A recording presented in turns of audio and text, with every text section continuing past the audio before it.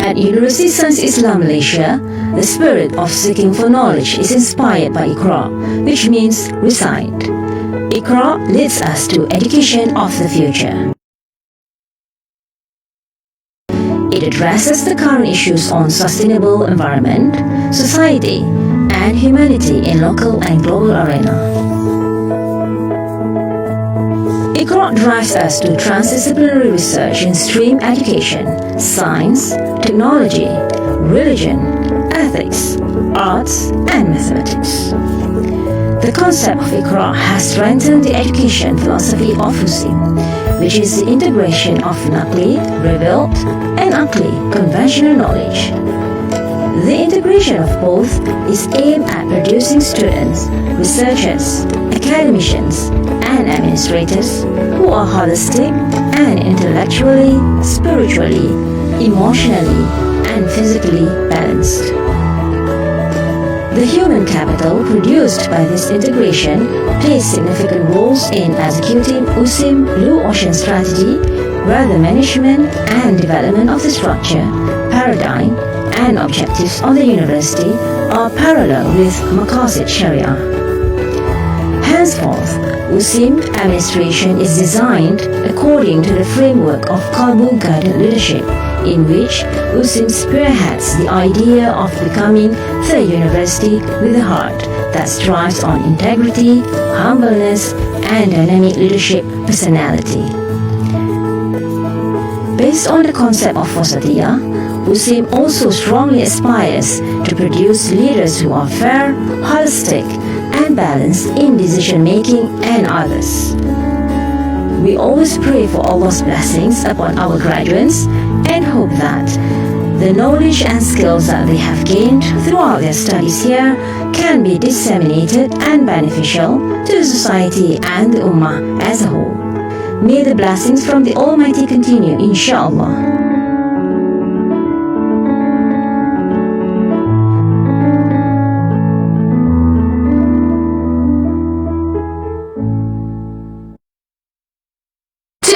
Is going to be about some trivial introduction about my university, University Science Islam Malaysia. And you're watching USIM. What?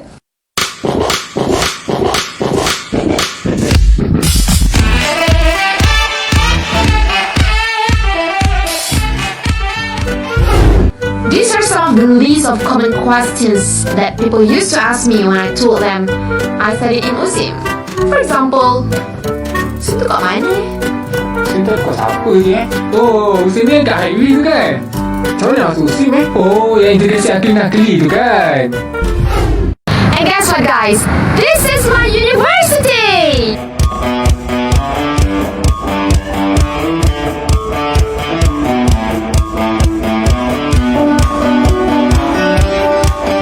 USIM is located in Bandar Bernilai Negeri Sembilan. Having the letter I in the word USIM itself always confuses people that we only offer Islamic courses here. Faculty of Quranic and Sunnah Studies. Ya ayuhal muslimun, ittaqullah. Sesungguhnya kita manusia ini hidup hanya sekali. Allah. Faculty of Sharia and Law. Kita akan mulakan pembicaraan kita pada hari ini. Sila duduk dan jangan lari. But hey, we also offer some other interesting courses as well. Faculty of Leadership and Management. Faculty of Economics and Muamalat.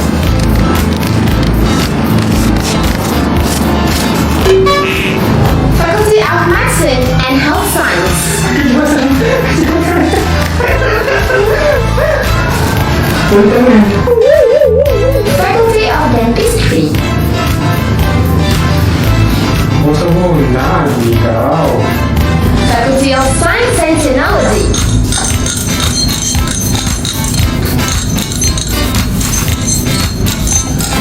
Faculty of Major in English Studies. Kau. Ada. Kenapa? Nak nak bantu? Nanti.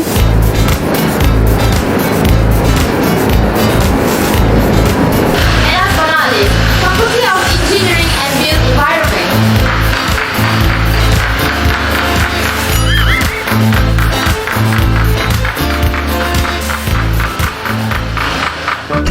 So guys, that's pretty much everything that you have to know about all the faculties that we have here in USIM. So macam mana korang excited tak nak tahu banyak tentang USIM? If you wish to know about all the faculties that we have here, but in particular us in our own faculty, Jangan lupa saksikan USIM What? Dan kita akan bawakan episod-episod lagi menarik pasal USIM dan korang boleh explore banyak benda tentang fakulti-fakulti di USIM. so stay tuned. Bye.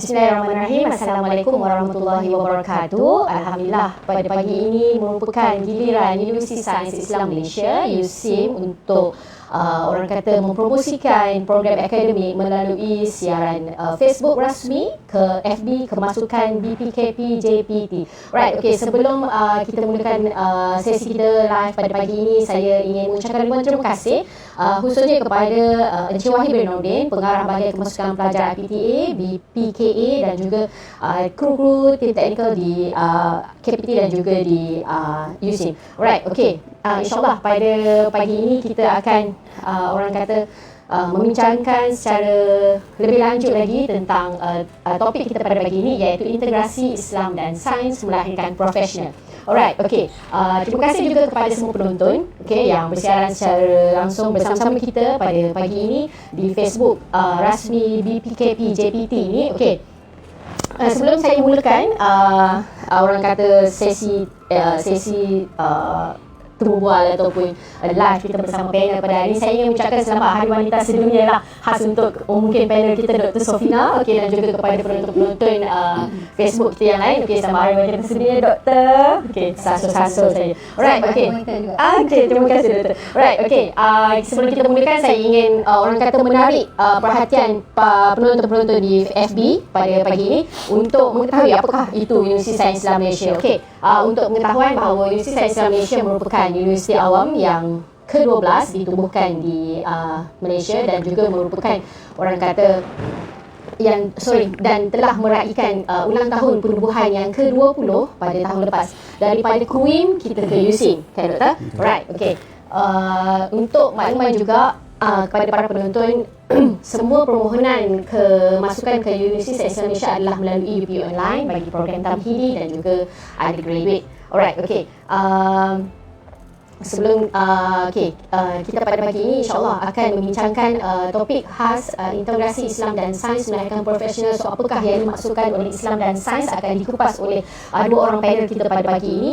Alright, kita tahu bahawasanya niche visi ataupun misi Universiti Sains Malaysia adalah sangat istimewa. Ini kerana kita USIM ditubuhkan adalah untuk memberi peluang kepada pelajar-pelajar lepasan sekolah agama yang mengambil bahasa Arab, pengajian Islam dan sebagainya untuk digilap bakatnya dan potensinya menjadi orang kata seorang yang profesional dalam pelbagai bidang, seperti contohnya bidang sains, engineering, architecture, pengurusan dan sebagainya.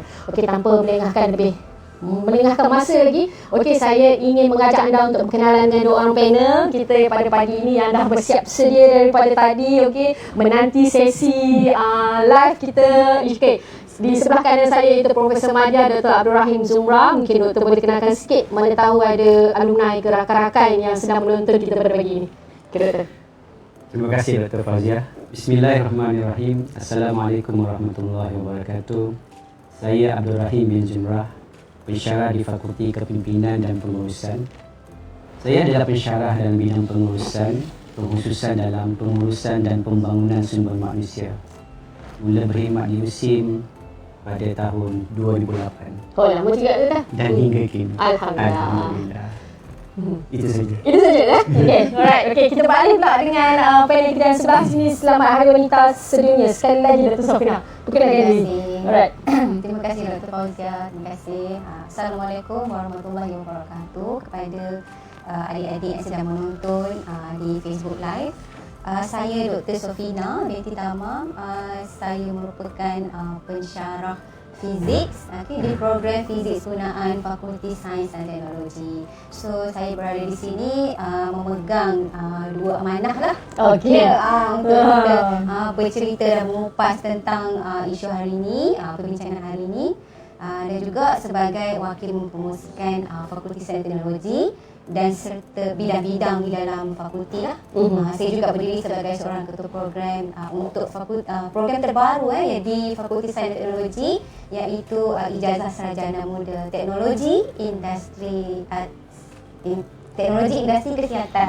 Okey, alright. Okey. Kita akan membincangkan lebih lanjut program tu dan Doktor, insya-Allah sedikit masa lagi. Okey, kita bagi orang kata penonton-penonton nantilah apakah itu sarjana muda teknologi industri kesihatan teknologi kesihatan. Industri kesihatan. Maafkan saya. Dia baru Dia baru jadi macam tersyusul sikit. Okey, Doktor. Alright. Okey, kita sebelum saya nak minta Doktor untuk kenalkan program-program yang ada di FKP ataupun Fakulti Kepimpinan dan Pengurusan, saya ingin menarik perhatian para penonton untuk memberitahu bahawa sebenarnya di Universiti Sains Malaysia kita setakat ini mempunyai 88 program akademik daripada pre-university ataupun tamhidi, undergraduate, graduate dan sebagainya. Juga kita ada 9 fakulti setakat ini. Jumlah pelajar kita adalah sebanyak 13,417 bagi semester ini, dan kita mempunyai seramai 808 international students. So Doktor, setelah 20 tahun USIM tertubuhnya, kita mempunyai alumni kita sejumlah 22,634. Okey Doktor, seterusnya giliran Doktor adalah untuk memperkenalkan. Oleh kerana Doktor ni daripada Fakulti Kepimpinan dan Pengurusan, Profesor Madya di Fakulti Kepimpinan dan Pengurusan, mungkin Doktor boleh ceritakan sikit apakah program-program akademik yang ditawarkan di FKP. Terima kasih Dr. Fauziah. Right. Fakulti Kepimpinan dan Pengurusan adalah antara fakulti yang terawal di USIM. Dia wujud sejak USIM ditubuhkan lagi. Jadi objektif Fakulti Kepimpinan dan Pengurusan adalah untuk mengintegrasikan ilmu nakli dan ilmu akli dalam 5 bidang utama. Iaitu dakwah, kaunseling, komunikasi, akidah dan agama, dan juga komunikasi media baru. Sebab itu, jika kita lihat kepada program-program yang ditawarkan sama ada di peringkat ijazah sarjana muda maupun pasca siswaza di fakulti ini, adalah berorientasikan kepada 5 bidang ini. Untuk pengetahuan semua, pada masa ini fakulti mempunyai 5 program ijazah sarjana muda. Ijazah sarjana muda dakwah dan pengurusan Islam, ijazah sarjana muda komunikasi, ijazah sarjana muda kaunseling, ijazah sarjana muda akidah dan agama, dan juga ijazah sarjana muda komunikasi media baru. InsyaAllah pada tahun ini fakulti akan mempunyai satu lagi program yang dinamakan sebagai Ijazah Sarjana Muda Pengurusan dengan Pelancongan. Alright. Saya akan kupas tentang program itu pada sesi selanjutnya. Okey, kita simpan orang kata perbincangan tentang program baru tu Dr. seperti juga FKP dan juga FST. Masing-masing ada program baru pada hari ini yang nak orang kata diwawarkan, dipromosikan kepada para penonton sekalian. Okey, khas untuk adik-adik ataupun ibu bapa ataupun siapa sahaja yang bersama kita pada pagi ini di siaran Facebook rasmi BPKP JPT, boleh tanyakan soalan sekiranya ada apa-apa saja soalan yang berkaitan dengan kemasukan program ke Universiti Sains Islam Malaysia. Right, okey, Dr. Sofina pula giliran. Bagaimana Dr. agaknya macam mana di Fakulti Sains dan Teknologi itu, apakah program-program pengajar yang ditawarkan di FST? Terima kasih Dr. Fauzia. Right. Fakulti Sains dan Teknologi sebenarnya telah pun establish sejak tahun 2003 lagi. Jadi ia merupakan antara fakulti yang terawal jugalah di USIM ni. Tak kalah semua nak seni terawal ini pun terawal. Okey, right. Okey.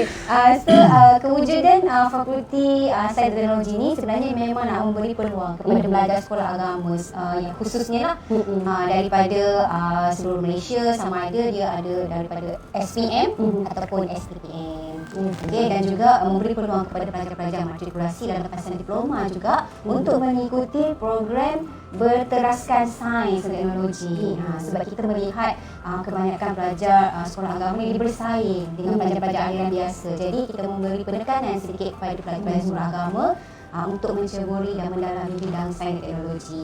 Dan semestinya kita mematuhilah ataupun selari dengan visi dan visi USIM, iaitu mengintegrasikan ilmu nakli dan akli di dalam program dan kursus-kursus yang ditawarkan dalam Fakulti Sains dan Teknologi. Di Fakulti Sains dan Teknologi ni kita ada dahulu dia 6, sekarang dah 7. Wah, okey. Dahulu ni 5, sekarang dah 6. Okey. So antara 7 tu kita ada ISA ataupun nama panjang dia Internet Security Assurance, iaitu program yang berteraskan computer science. So nak belajar computer science pun boleh pergi dekat USIM. Ya, boleh. Dia bukan sekadar computer science, tapi dia ada lagi lebih mendalam, iaitu lebih terfokus kepada cyber security, sistem analisis berkomputer. Itu kita masukkan elemen tu, dan ada jugalah elemen nakli itu elemen yang penting lah, yang komponen yang paling utama, iaitu bukan sahaja berteraskan komputer, tetapi dia ada analisis, dia ada cyber security, dan berfokus kepada sistem lah. Kemudian yang kedua ni kita ada Science Actuary dan pengurusan risiko. Di sini di mana pelajar kalau berminat nak bermain-main menganalisis, nak berminat bermain-main dengan analisis, nak buat kita panggil apa, polish your numeracy skill tu. Suka nombor. Pelajar-pelajar yang suka nombor, kita tawarkan program Science Actuary dan pengurusan risiko. Selain tu, dah pandai main nombor, nak main duit pula. Kita tawarkan Financial Mathematics. Financial Mathematics ataupun bahasa Melayu kita panggil matematik keuangan. So kita nak kira ekonomi, kita nak kira duit, pasaran saham, investment, semua kita buat dalam program matematik keuangan. Dan yang keempatnya kita ada program teknologi kimia industri. Biasa kan pelajar-pelajar kat luar sana yang tahu tentang kimia, dia mesti terus nampak kimia tulen. Belajar tentang rumus apa benda nak buat cairan tu, cairan ni, tu semua kimia tulen. Tetapi di Fakulti Sains dan Teknologi kita lebih mengaplikasikan kepada teknologi kimia tu. Bagaimana kimia ni diterapkan dalam industri. So kita terus menjurus kepada bagaimana industri menggunakan kimia, proses dia, urusan halal dalam bahan kimia. Jadi kita tawarkan program teknologi kimia industri di Fakulti Sains dan Teknologi.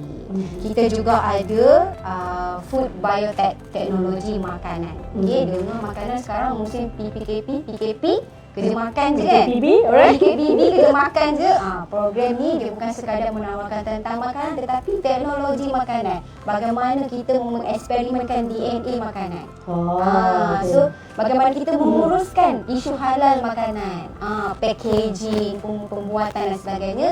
Semua benda tu kita tawarkan dalam program teknologi makanan di Fakulti Sains dan Teknologi. Ada lagi 2 tau, fizik gunaan dan juga yang terbaru sekali, teknologi industri kesihatan. Okey, fizik gunaan ni dia belajar tentang fizik tapi dia menjurus kepada macam mana menggunakan ilmu fizik. Dia bukan sekadar kita belajar rumus dan aplikasi rumus, tidak. Kita menggunakan teori itu untuk membina teknologi baru. Kita juga belajar membuat sensor, belajar membina, mencari bahan yang sesuai untuk membuat teknologi baru. So di situlah kita membawa pelajar-pelajar dalam bidang fizik ni menggunakan fizik dengan lebih lagi. Itu yang specialnya di fizik gunaan Fakulti Sains dan Teknologi. Dan akhir sekali Sebentar lagi. Okey. Kita simpan dulu doktor. So saya dengar penerangan doktor pun tadi, ya Allah, ISA, TKI, Food Biotech, apa lagi doktor, matematik kewangan. So saya pun macam dengan berbagai istilah tu saya pun sendiri macam okey. Tapi adik-adik kita insya-Allah boleh skor. Boleh. Walaupun mereka pelajar lepasan aliran agama. Don't worry, alright. Okey, doktor. Kayak tadi, oleh daripada 5 kepada 6. Dari sini sebelah kiri saya daripada 6 kepada 7. Okey, alright doktor. Saya selaku sebahagian daripada Fakulti Kepimpinan dan Pengurusan juga. Okey doktor. Alright, mungkin doktor boleh ceritakan bahawa doktor tadi dah bagi tahu bahawa FKP ada menawarkan program baru iaitu pengurusan dengan pelancongan. Okey, kita tahu bahawasanya program-program pengajian di FKP seperti kaunseling, komunikasi, akidah, new media dan dakwah sendiri sudah mempunyai orang kata elemen atau orang kata macam integrasi. Kita dah menggabung jalinkan elemen nakli dan akli untuk kita melahirkan ataupun membentuk potensi para pelajar. So bagaimana pula doktor dengan program yang baru ini? Mungkin doktor ceritakan sedikit. Okey, detail out sikit program yang baru diperkenalkan. Terima kasih Dr. Fauzia. Sebelum saya nak menjawab soalan Dr. Fauzia tu, saya suka doktor nak soal saya.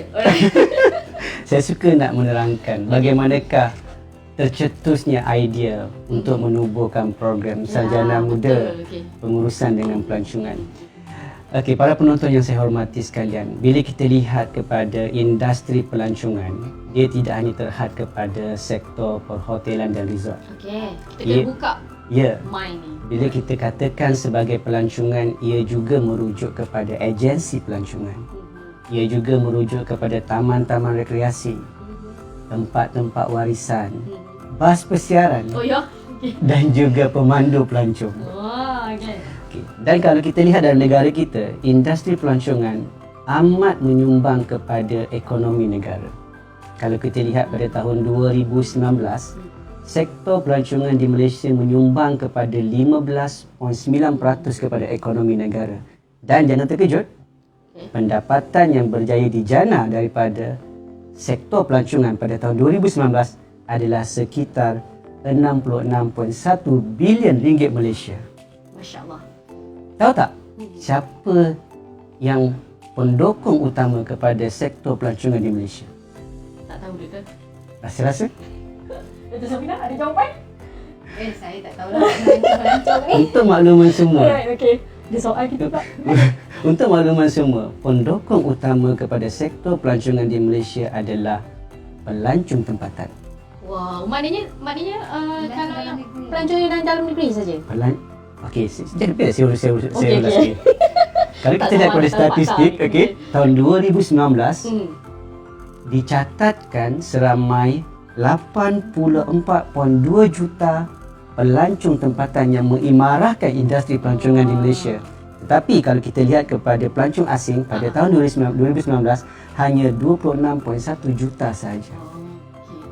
Jadi memandangkan pendukung utama industri pelancongan adalah masyarakat tempatan dan majoritinya adalah Muslim, maka kerajaan telah mula fokus kepada satu segmen yang dinamakan sebagai pelancongan Islam. Pada tahun 2009, kerajaan telah menubuhkan pusat pelancongan Islam untuk tujuan menyelaraskan segala aktiviti bagi memantapkan sektor pelancongan Islam. Okey. Dan jangan terkejut, Right. pada tahun 2019 sektor pelancongan Islam telah menyumbang sebanyak 16 bilion ringgit Malaysia kepada pendapatan negara. Pada tahun 2019 juga, Malaysia telah diiktiraf sebagai destinasi paling popular Muslim oleh Global Muslim Travel Index. Menarik. Dan pada tahun yang sama juga, Malaysia telah diiktiraf sebagai apa dia?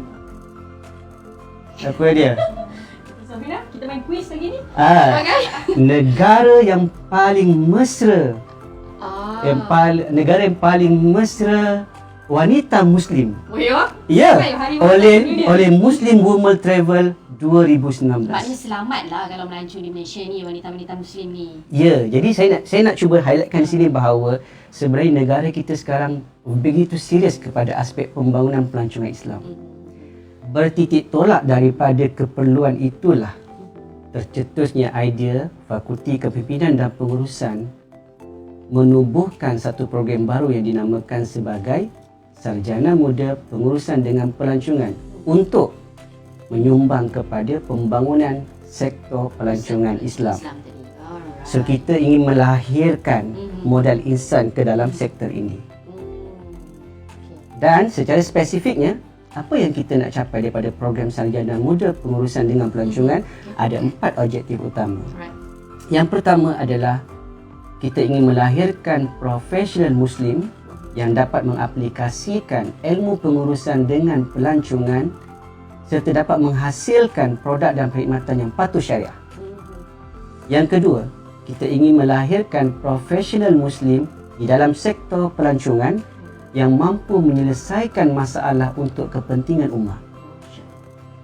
Yang ketiga, kita ingin melahirkan profesional Muslim yang mempunyai kemahiran keusahawanan dan mampu menguasai teknologi terkini.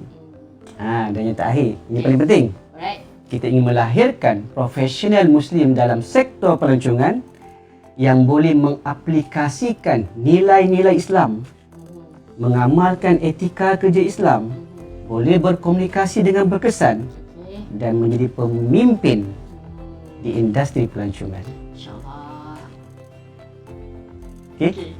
Jadi faham bagaimanakah idea program ini terbentuk? InsyaAllah, menarik tu doktor. Okey, berdasarkan fakta-fakta yang doktor berikan, so saya harapkan bahawasanya penonton-penonton kita pun mungkin hari ni baru tahu bahawa kebanyakan keuntungan sektor pelancongan ni pada 2019 disumbangkan oleh pelancong tempatan itu sendiri. So mungkin dan atas perkara inilah Universiti Sains Islam Malaysia menerusi Fakulti Kepimpinan dan Pengurusan ingin menawarkan program pengurusan dengan pelancongan. Maknanya bukan sahaja mereka mahir dalam bidang pelancongan, tetapi saya tengok tadi objektif doktor sebutkan bahawa dia mahir juga untuk berkeusahawanan. Okey. Walaupun pada namanya ia adalah Sarjana Muda Pengurusan dengan Pelancongan, tetapi bila kita lihat kepada struktur program itu, sebenarnya terdapatnya elemen integrasi. Okey. Secara umumnya kalau saya boleh ulas, ada 4 bidang ilmu dalam struktur program ini. Menarik tu cepat. Yang pertama adalah para pelajar akan didedahkan dengan bidang ilmu pengurusan. Termasuklah asas keuangan, asas perakaunan, prinsip ekonomi, pengurusan sumber manusia, komunikasi perniagaan dan juga undang-undang yang melibatkan pekerja dan organisasi.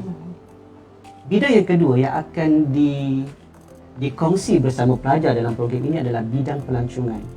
Ini termasuklah bagaimanakah untuk menguruskan acara, bagaimanakah untuk menguruskan operasi agensi pelancongan, bagaimanakah untuk melakukan pemasaran bagi agensi pelancongan, bagaimanakah untuk menguruskan taman rekreasi dan juga tempat-tempat warisan. Bidang ilmu ketiga yang diserapkan dalam program ini adalah ilmu berkaitan bahasa. Dan untuk makluman para penonton, 2 bahasa yang diberi penekanan di dalam program ini iaitu bahasa Inggeris dan juga bahasa Arab. Antaranya adalah kalau dalam aspek bahasa Arab, para pelajar akan didedahkan dengan bahasa Arab komunikasi, bahasa Arab untuk akademik dan juga bahasa Arab sains sosial. Manakala untuk aspek bahasa Inggeris pula, para pelajar akan didedahkan dengan ilmu-ilmu berkaitan bahasa Inggeris untuk tujuan akademik, bahasa Inggeris komunikasi dan juga bahasa Inggeris profesional. Dan yang terakhir, bidang ilmu yang diserapkan di dalam program ini adalah ilmu yang berkaitan dengan nakli ataupun ilmu pengajian Islam. Macam mana tu doktor? Walaupun fokus utama kita dalam program ini adalah untuk melahirkan profesional Muslim dalam bidang pelancongan, namun para pelajar juga akan diberikan input berkaitan dengan aspek pengajian Islam. Misalnya, para pelajar akan mengikuti kuliah tentang akidah dan tasawuf. Para pelajar juga akan mengikuti kuliah berkaitan al-asas fi al-Quran wal sunnah, ulum al-Quran, ulum hadis dan juga al-madkhal ila al-fiqh al-islami. Jadi secara umumnya program ini unik kerana pada namanya ia seperti pengurusan dan pelancongan, tetapi entiti elemen di dalamnya mempunyai 4 bidang utama, iaitu pengurusan, pelancongan, bahasa dan juga pengajian Islam. Alright. Okey, doktor, saya harapkan bahawa dengan penerangan doktor pada pagi ini mungkin sebabnya kemasukan ke program yang baru ini adalah adik-adik yang daripada lepasan STAM, STPM, diploma dan sebagainya, mungkin bila dia melihat bahawa walaupun namanya adalah program pengurusan dengan pelancongan tetapi masih mengekalkan elemen pengajian Islam, iaitu ulum hadis, ulum Quran dan sebagainya. Dan so kita mengharapkan bahawa adik-adik ini akan terus bersemangat untuk, orang kata, kita tidaklah tinggalkan apa subjek yang mereka dah belajar semasa sekolah, malah sebaliknya kita ajar semuanya dengan acuan Universiti Islam Malaysia di peringkat ijazah sarjana muda. Okey doktor, terbaik penerangan doktor pada pagi ini tentang program tu. Okey, dengan faktanya, dengan biliennya, okey, dengan 4 orang kata apa tadi doktor? 4 program asas. 4 bidang asas. 4 bidang asas. Masya-Allah. Yang membentuk struktur program. Yang membentuk struktur program tu dengan 4 bidang asas semua lengkap serba-serbi, kita nak berpindah pula kepada Dr. Sofina. Okey, kita nak tengok bagaimana Dr. Sofina menceritakan ataupun untuk mempromosikan program sarjana muda teknologi industri kesihatan. Okey, alright. Silakan doktor. Ya.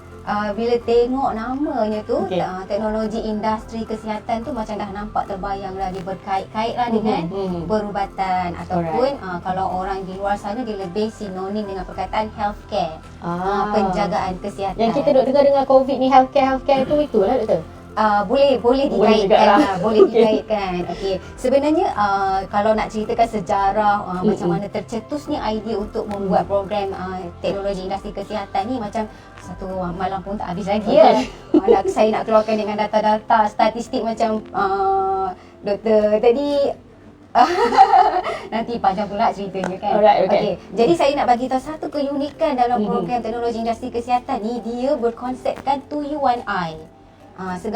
Segala-gala benda bahasa yang diterangkan oleh doktor tadi, sebenarnya kita dah masukkan juga dalam program 2 tahun di universiti.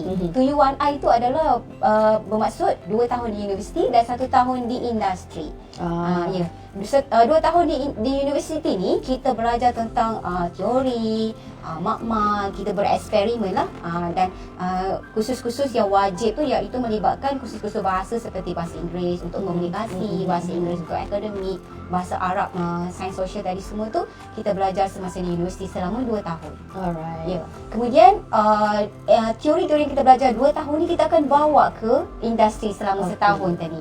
Tetapi kita bukanlah pergi ke industri dengan hanya berpandukan pada teori tadi. Kita belajar lagi pula benda dalam industri. Dalam industri kita akan melengkapkan 4 lagi asas kepada program ini, iaitu development, manufacturing, maintenance dan juga pelesenan. Pelesenan tu macam kalau kita nak buat peralatan hospital, nak bina ataupun nak letak dalam hospital dan institusi-institusi, mestilah ada lesen dia. Jadi sebagai seorang graduan teknologi industri kesihatan kena tahulah. So di universiti tu kita belajar perkara-perkara yang dia menjurus kepada teknologi terus. Contohnya seperti anatomi dan fisiologi. Nampak macam seorang ahli teknologi tak perlu belajar tentang anatomi. Itu dah nak jadi doktor dah kan? Tak. Dia walaupun dia seorang ahli teknologi, dia perlu tahu tentang anatomi dan fisiologi manusia sebab dia nak bina alat yang berkait dengan perubatan, yang berkait dengan kesihatan manusia. Jadi kena tahu tentang manusia. So kita belajarlah tentang otak, tentang sistem, tentang mata, anatomi kan. Jantung dekat mana, macam mana hati berfungsi. Ya, bukan jatuh hati je kan. So kita kena tahu hati tersimpan kat mana hati kita berfungsi kan. So kita belajar semua tu. Lepas tu kita ada juga komponen teknologi, iaitu teknologi digital, elektronik, elektronik. Kita ada juga pengurusan teknologi, 3D printing. Kita pun ada makmal 3D printing. So ini antara keunikan program baru teknologi industri kesihatan ni. Okey. Lepas tu di industri, selama setahun ni kita ada modul-modul yang kita dah tetapkan lah, yang bersama pihak industri. Ya, bersama pihak industri. Kita bekerjasama dengan industri. Setakat ini kita ada OSA, semua yang berkaitan dengan medik lah. Kita ada V-Brown. Kalau pernah tengok orang buat glove kan, musim-musim COVID pakai glove, pakai mask, kita ada bekerjasama dengan industri yang membuat mask, yang membuat glove. Kan? Lepas tu dengan Star Medik, dan akan datang insya-Allah kita akan bekerjasama dengan Hospital Az-Zahra. InsyaAllah dalam perancangan lagi mohon dipermudahkanlah. Alright. Dan di industri ni kita ada, selain daripada pensyarah di universiti, kita ada juga pengajar industri yang akan membantu para pelajar ni. Kalau kata pada bulan sekian-sekian kita dah adalah modul dia. Pelajar ini ada di industri A, contohnya di DPMC, akan belajar tentang maintenance. So kita ada pengajar industri di DPMC untuk mengajar apa sahaja yang berkait dengan maintenance. Macam mana nak maintain alat, macam mana nak buat pengurusan untuk ialah kalau alat tu rosak ke apa, macam mana reporting. Kita akan ajar pelajar-pelajar buat benda tu. Segala fasiliti kita akan terus menggunakan fasiliti di industri. Jadi pelajar-pelajar ni bukan saja dia dah ada ilmu asas tu yang sepatutnya dia tahu tentang alat itu ataupun tentang pengurusan alat, tapi dia juga menguruskan macam mana maintenance dia, macam mana pembelian, macam mana nak store, macam mana segala bentuk lah pengurusan tentang alat. Dia dah ada teori dan teknikal sekali lah. Okay, so yang saya nampak kan di sini bahawa jika adik-adik memilih untuk memilih program sarjana muda teknologi industri kesihatan ni, akan berpeluang sebabnya bukan saja belajar di universiti tetapi berpeluang juga untuk belajar di industri. Dengan kerjasama industri antara USIM juga mungkin akan lebih orang kata memberikan pengalaman ataupun ilmu, ataupun orang kata tidaklah adik-adik ni macam belajar saja semata-mata tetapi tidak pergi industri. So tidak tahu. So okey, dengan peluang 3 tahun setengah, 2 tahun di universiti, setahun di industri, memberikan orang kata saya fikir akan memberikan impak jugalah kepada pelajar supaya dia terus apply atau praktikal apa yang dia belajar masa universiti. Okey, alright, doktor. Kita tahu, soalan ni terus kepada doktor juga. Okey, kita tahu bahawa USIM adalah untuk mengintegrasikan Islam dan sains seperti mana tajuk kita pada hari ini. So bagaimana program baharu di FST ini akan menterjemahkan visi dan misi USIM ini? Pandangan doktor. Okey, secara amnya visi dan misi USIM ni kita berteraskan pada satu tagline kita, integrasi ilmu akli dan nakli kan. Jadi dah tentunya dalam rangka khusus yang kita dah design, kita menerapkan komponen tu, komponen ilmu-ilmu akli di dalam ilmu-ilmu komponen ilmu-ilmu nakli di dalam ilmu-ilmu akli yang kita ajar sepanjang sesi pengkuliahan. Okey, kita ada lebih kurang 7 ke 8 kursus yang memang kita masukkan secara in purpose. Memang kita nak terapkan nilai integrasi akli nakli ni dalam diri pelajar-pelajar kita. Okey, saya bagi contoh sebab saya sendiri yang mengajar anatomi dan fisiologi. Jadi bidang ini adalah satu bidang yang sangat menarik di mana pelajar-pelajar akan memahami tentang diri sendiri. Kita tengok diri kita lah macam mana. Betul. Tergorak macam mana ke. Ya betul, sebab kalau kita tengok orang, kita tengok menarik awak ni. Sebenarnya kita kena faham diri kita dulu. Kita lagi menarik. Oh ya. Begitu. Okay? Ini memberikan motivasi dah tu. Betul. Kita lagi menarik. Sebab bila kita faham diri kita, kita tahu okey, jantung kita di sini, apa fungsi jantung kita. Bila masa jantung kita rasa tak okey, kita tahu fungsi dia. So kita akan lebih memahami diri kita dan kita lebih menyayangi diri kita. Secara tak langsung kita sayang orang lain jugalah. Okey. So lepas tu macam mana kita nak menerapkan ilmu-ilmu nakli, ilmu nakli dalam contohnya kursus anatomi dan fisiologi ni, saya bagi satu contoh yang sangat mudah. Dalam Al-Quran selalu sebut tentang pendengaran dan penglihatan. So kalau ada beberapa ayat lah, kalau saya nak bagi tahu salah satu ayat tu, dia kena lebih spesifik lah, tapi saya bagi tahu dengan lebih umum lah ya. Okey, di mana ada ayat Quran menyatakan tentang deria pendengaran dan penglihatan, iaitu daripada telinga dan mata. Selalu disebut telinga dulu. Kenapa telinga dulu?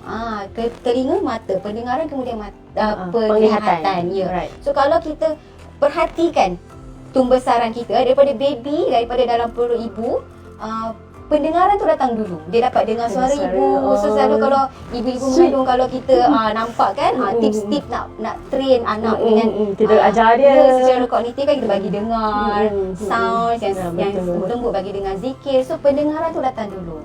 So membuktikan apa yang ditulis dalam Al-Quran tu, kalimah-kalimah Allah Subhanahu Wa Taala, kita buktikan melalui sains. Kita tengok pula anatomi otak, di mana kalau daripada depan sini dia bermula dengan prefrontal, kalau saya sebut tu dah medic gerak.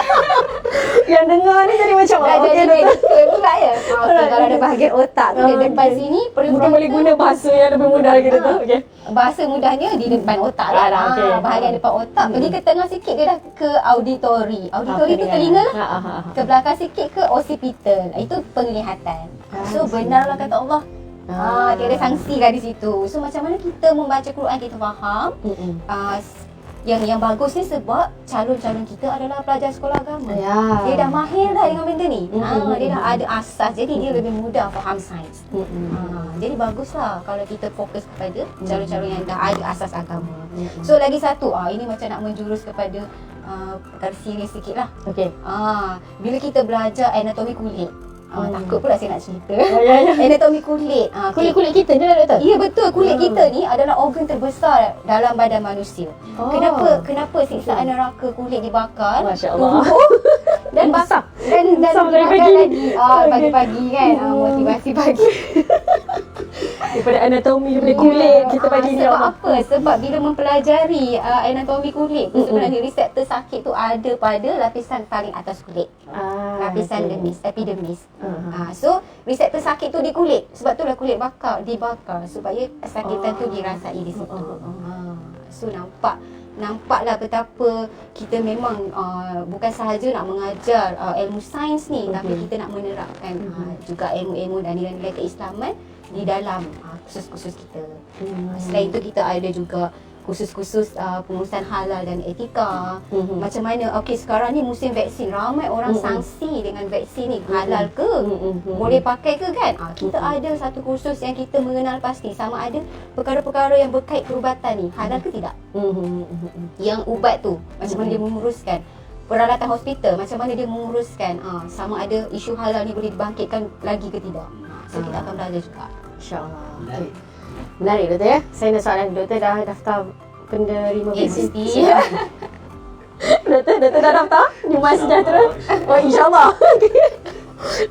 Alright, berdasarkan penerangan daripada Dr. Sofina tadi, kita tahu bahawa program Sarjana Muda Teknologi Industri Kesihatan, kita dapat pula hari ini persepsi yang berbeza. Definisi menarik tu apa pula doktor kan? Saya tengok doktor menarik, sebenarnya doktor tengok diri doktor lagi menarik. Tengok Dr. Sofina menarik, kita rasa diri kita lebih menarik lagi. So definisi menarik, definisi cantik itu berbeza. Ya betul. Bila masuk belajar di teknologi industri, saya harap dengan penerangan sebegini akan menarik, orang kata lebih ramai lagi ibu bapa pun mungkin akan terbuka pula minda dia pada pagi ni bersama-sama dengan kita untuk menghantar anak. Jomlah kita try masuk ke program teknologi industri kesihatan, sesuatu yang baru. Saya nak tambah sikit. Program teknologi industri kesihatan ni, sijil dia adalah sijil teknologi, Bachelor of Technology. Kalau ijazah sarjana muda biasa, Bachelor of Science. Tapi kita special, Bachelor of Technology, yang mana sijil ijazah teknologi ni diiktiraf oleh MBOT, Malaysian Board of Technologies. Bila dia keluar nanti, dia keluar sebagai ahli teknologi. Dia ada TS lah doktor? Ya, kalau dia belajar lagi, kalau dia belajar TS tu teknologi. Teknologi. Doktor. Saya betul. Mana ilmu doktor malu itu? Tapi kalau setakat ijazah sarjana muda belum TS lagi. Baru graduate teknologi. Kalau ada nak yang nama Dr. T.S. Sofina. Ya, InsyaAllah. So adik-adik yang masuk ke program teknologi industri kesihatan kena belajar lebih lagi daripada peringkat degree. InsyaAllah akan bergelar Dr. TS. Kalau nak engineering barulah nama IR. Ya, macam betul, tu. betul. InsyaAllah. Okey, dah mungkin dah ramai yang menunjukkan minat pada pagi ini. Okey, kita nak tambah lagi minat kita. Program baharu di FKP. Okey, doktor cakap tadi penggabungan 4 bidang asas pengajian Islam dan sebagainya. Mungkin doktor boleh ceritakan lagi bagaimana agaknya program pengurusan dengan pelancongan ini menterjemahkan misi dan visi USIM. Okey, masih Dr. Alright, Wazia. okey. Sebenarnya saya dah menjawab dah soalan tu tadi. Okey, tak apa. Okey, cuma saya ingin Mungkin ada saya perkara yang ingin nak nambah sedikit. ditinggalkan. Okey, Okey. untuk makluman para penonton semua, program Sarjana Muda Pengurusan dengan Pelancongan ini ditawarkan dalam 2 mood. Mood kerja kursus dan juga mood 3U1I. Apakah perbezaan antara kerja kursus dan 3U1I? Sekiranya para pelajar memilih untuk mengikuti mood kerja kursus, maka para pelajar akan mengikuti pengajaran dan pembelajaran di universiti selama 7 semester. Alright, okey. Dan pada semester ke-8, iaitu semester akhir, para pelajar akan mengikuti latihan industri di industri. Bagi pelajar yang mengikuti mood 3U1I, Okey. 3U maksudnya 3 tahun di universiti, 1I bermaksud 1 tahun di industri. Para pelajar akan mengikuti struktur program yang sama, tetapi para pelajar akan mengikuti pengajaran dan pembelajaran di universiti selama 6 semester sahaja. Alright. Pada semester 7 dan 8, para pelajar akan ke industri. Pada semester 7, uniknya adalah siapakah yang mengajar anda semua? Yang mengajar anda semua adalah pengamal industri pelancongan yang sedia ada di luar sana. Ia lebih menarik kerana apabila kita diajar oleh pengamal industri dalam bidang tersebut, ia lebih bersifat hands-on experience. Dia lebih kepada aspek praktikal dan kurang kepada aspek teori. Penilaian juga lebih kepada bersifat praktikal punya penilaian. Okey, tidak seperti kalau kita di universiti, penilaian kita adalah seperti ujian, peperiksaan, assignment dan sebagainya. Namun di industri penilaiannya adalah berbeza. Mengapa fakulti dan USIM mengambil inisiatif menawarkan 3U1I? Rasa-rasa? Sebagai orang kata nak beri pengalaman baru. Di samping pengalaman baru? Sampai pengalaman baru dia tanya kita ni doktor. Okey. Kita kena jawab kuis dia je. Okey. Ada markah tak ni? Dah lah Hari Wanita Sedunia. Dia beri kita lah. Ada. Matlamat utama universiti dan fakulti adalah kita nak memastikan graduan yang mengikuti program Sarjana Muda Pengurusan dengan Pelancongan mendapat pekerjaan setelah bergraduat. Okey. Jadi dengan adanya 1 tahun pengalaman di industri, kita mengharapkan ia menjadi nilai tambah kepada graduan tersebut untuk bersaing setelah mereka keluar bergraduan. Okey, jadi bermaksud para pelajar, sekiranya para pelajar berminat untuk memohon program ini, para pelajar boleh memohon sama ada untuk mengikuti kerja khusus, mood kerja khusus ataupun mood 3U1I. Okey doktor, yang 3U1I tu insya-Allah kita boleh kupas lebih lanjut lagi selepas ini. Yep. Okey, kita nak ceritakan, saya nak minta doktor ceritakan industri-industri yang terlibat. So, mungkin apakah yang akan dipelajari di industri. So, untuk 3U1I kita ada sesi kita selepas ini doktor. Boleh ya doktor? Boleh. Okey, alright. Okey, Dr. Safina. Okey, kita balik kepada Dr. Safina. Okey, kita tahu bahawa program Sarjana Muda Teknologi Industri Kesihatan ini adalah program yang baru. Okey, mungkin saya fikir mesti banyak cabaran. Sebab apatah lagi dalam situasi semasa ini, okey, bolehkah kita masih lagi FST sekarang sudah ada 6 program. So, tambah lagi teknologi industri dah jadi 7 program. So, apakah cabaran dan yang paling penting apakah prospek kerjaya yang akan adik-adik ini ceburi? Okey. Mungkin doktor boleh terangkan. Okey, secara asasnya kalau pelajar-pelajar ni melepasi level ijazah muda ni, dia boleh menceburi bidang yang memang sesuai dengan level dia lah. Tapi disebabkan kita berfokus kepada teknologi, makanya kita memang nak mencorakkan para pelajar ni yang sesuai dengan teknologi dia. Jadi kalau para pelajar ni dia dah berada di industri tadi selama 1 tahun, dia dah mempelajari tentang maintenance, tentang perlesenan, license and commissioning. Lepas tu dia dah belajar juga cara untuk technical works dekat dalam industri, yang mana dia dah dapat pendedahan dalam industri tu macam mana cara bekerja di luar sana. Sebelum ni kalau para pelajar di dalam kampus, dia nampak cuma pergi kuliah, balik kuliah. Sekarang musim COVID ni secara online lah, kan? Tapi dia belajar dalam kuliah, dalam suasana yang di mana di depan ada guru dan dia di sini menerima dan menulis saja, kan. Tapi bila dia berada di industri, dia dah bekerja seperti bagaimana orang dekat luar sana bekerja. Macam tu. Jadi dia dah ada satu skill yang kita panggil technical skill. Jadi dia akan mendapat satu nilai tambah lah dekat situ, yang mana dia menjadi satu permintaan khas lah kepada daripada industri yang mana kita design pun memang memenuhi apa industri nak. So dia boleh juga keluar sebagai seorang teknologis equipment specialist, boleh juga sebagai medical halal executive, dia boleh juga jadi medical device consultant, auditor. Boleh sebagai auditor ni seronok dah sikit, kan. Kalau pergi ke mana-mana institusi tu, dia orang besar lah. Yelah. Awak ni kena buat ni macam ni sikit ni, sebab kita ada law yang perlu dipatuhi, kan. Ada rules dia, ada documentation, semua dia dah belajar lah dekat dalam industri. Jadi dah tahu dah dia keluar nanti dia nak buat apa. Kalau kata dia ditempatkan sebagai medical facility manager, dia dah tahu dah kerja medical facility manager tu apa. Sebab dah biasa, kan. Saya nak tanya sikit, Doktor, antara syarikat yang bergaul, yang boleh diceburi oleh pelajar, contohnya contohnya macam sekarang ni kita ada collaboration bersama OSA. OSA tu syarikat supply medical supplier lah. Kita ada StarMedi pun sama juga medical supplier. Lepas tu GPNC medical industry and consultancy. Lepas tu B Brown yang membuat peralatan-peralatan di hospital lah.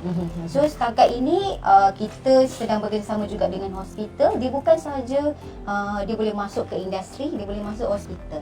Kalau dalam bidang akademik tu dia bolehlah jadi macam pensyarah, ahli R&D dan sebagainya. Okey, Doktor, kita sebenarnya kesuntukan masa juga. Kita ada lagi dalam 8 minit atau 10 minit lagi. Okey, Doktor. Alright, okey, Doktor. Mungkin tadi kita terlampau terlena dengan pelbagai orang kata input-input terlalu menarik, definisi menarik dan sebagainya, Doktor. Mungkin last untuk Doktor. Okey. Kita tahu bahawa sekarang Malaysia, dunia menghadapi pandemik COVID-19. So bagaimana agaknya program pengurusan pelancongan ini? Walaupun tadi Doktor kata berbilion-bilion 2019, tapi 2020 Doktor tak nyatakan. Okey, Doktor, bagaimana Doktor jaminan pelajar-pelajar yang akan memilih program pengurusan dengan pelancongan? Terima kasih Dr. Fauziah. Untuk makluman semua, insya-Allah program ini akan bermula pada tahun ini. Ya, betul. Dan kita menjangkakan graduan pertama yang akan kita lahirkan adalah pada sekitar Jun 2025. Okey, jika kita lihat kepada apa yang berlaku dalam negara kita dengan adanya sekarang kempen vaksin, okey, dengan adanya pelaksanaan PKP, insya-Allah saya percaya menjelang tahun 2025 di mana apabila pelajar bergraduan, industri pelancongan akan berkembang seperti biasa. Dan seperti yang saya maklumkan sebentar tadi bahawa kekuatan industri pelancongan di Malaysia sebenarnya bukan pada pelancong asing. Ya, okey. Jadi walaupun sekiranya border negara kita masih ditutup pada tahun 2025, sebenarnya industri pelancongan masih boleh terus berkembang dengan sokongan pelancong tempatan. Betul. Yang keduanya, untuk makluman para penonton semua, kalau kita lihat kepada permintaan tenaga kerja dalam bidang industri pelancongan, sebenarnya ia tidak pernah menunjukkan penurunan. Sebagai contoh, pada tahun 2016, keperluan kepada tenaga kerja dalam bidang pelancongan adalah 3.1 juta. Okey, dan keperluan ini meningkat kepada 3.3 juta pada tahun 2017 3.5 juta pada tahun 2018 dan yang terkini pada tahun 2019 keperluan kepada tenaga kerja dalam sektor pelancongan adalah sebanyak 3.6 juta. InsyaAllah. Dan kalau kita lihat kepada laman web Kementerian Pelancongan sendiri, kita lihat hampir setiap bulan akan ada syarikat baru yang berdaftar. Sama ada mereka adalah sektor perhotelan, sektor agensi pelancongan, taman rekreasi. Okey, sebab tu saya melihat bahawa program ini ada potensi. Ada potensi untuk para graduannya mendapatkan pekerjaan setelah bergraduan. Maksudnya jangan takut. Okay. Dan jangan sempitkan minda. Bila kita kata right. pelancongan adalah hotel. Bila kita kata pelancongan adalah agensi pelancongan. Tidak. Banyak lagi ruang-ruang pekerjaan. Dan saya percaya generasi sekarang lebih suka berdikari. Okay? Mungkin mereka nak mengusahakan homestay mereka sendiri. Mereka nak mengusahakan villa ataupun pertaman rekreasi sendiri yang di mana semua pengetahuan itu akan diajar semasa mengikuti program ini. Maksudnya kita bukanlah biasa-biasa kalau kita ada homestay ke, tapi kita educated punya. Ya, kita mampu menguruskannya. Ya, betul. So maksudnya macam itulah. So mungkin terima kasih kepada Dr. Rahim. Saya juga ingin mengambil maklum bahawasanya berdasarkan tadi Dr. Rahim pun cakap peluang pekerjaan, Dr. Sofina pun cakap pasal peluang pekerjaan. So saya suka cerita, saya nak war-warkan di sini data keboleh pasaran graduan di USIM pada tahun 2020 walaupun kita menghadapi pandemik COVID-19, kita masih lagi tertinggi iaitu 90.2%. Okey.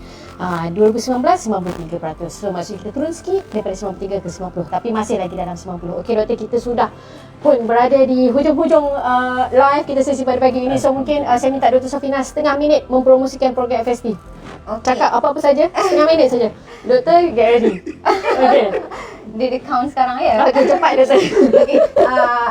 Bagi penonton dekat sana, khasnya kepada lapasan STPM dan staff, kita memang mengalu-alukan anda yang di luar sana untuk masuk. Pilihlah USIM, Fakulti Sains dan Teknologi ini sebagai pilihan pertama kita. Okey, sebabnya apa saja bidang sains dan teknologi dekat luar sana yang adik-adik teringin nak jadi memang ada di Fakulti Sains dan Teknologi.